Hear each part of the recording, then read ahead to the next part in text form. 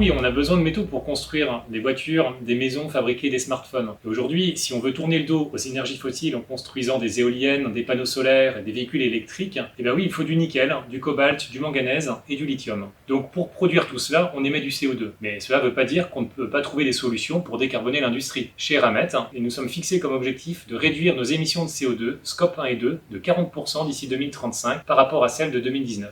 Cet objectif a été validé par le SBTi, l'organisme qui vérifie que les engagements pris par les entreprises sont pertinents et compatibles avec l'accord de Paris. Auprès du SBTi, nous avons également pris un autre engagement, celui d'inciter nos clients et nos fournisseurs à s'inscrire dans la même démarche de réduction des émissions de CO2 d'ici 2025. Cette démarche SBTi, c'est une étape vers la neutralité carbone pour 2050.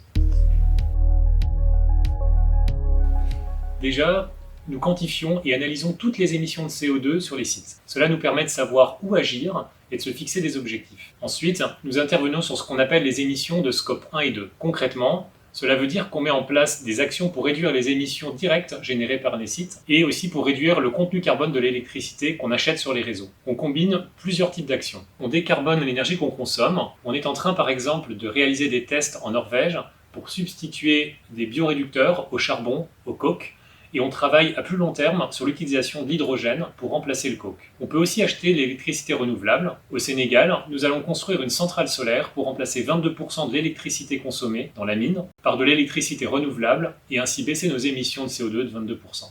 On peut également combiner décarbonation de l'énergie et économie d'énergie. C'est le cas par exemple du projet d'arrêt de la centrale électrique au fioul en Nouvelle-Calédonie pour passer à une centrale gaz avec à la clé un gain de rendement, donc moins d'énergie consommée, un combustible moins carboné et un prix d'électricité plus compétitif. On peut également capter le CO2 émis.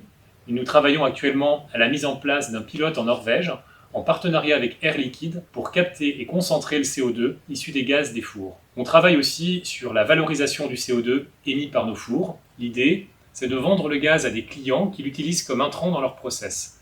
C'est de l'économie circulaire. On vient d'ailleurs de signer un contrat de ce type en Norvège. Nous voulons aussi aller plus loin en travaillant sur le scope 3, c'est-à-dire avec nos fournisseurs et nos clients, sur toute la chaîne de valeur en fait, pour évaluer nos impacts et trouver des solutions à la fois en amont et en aval de nos activités.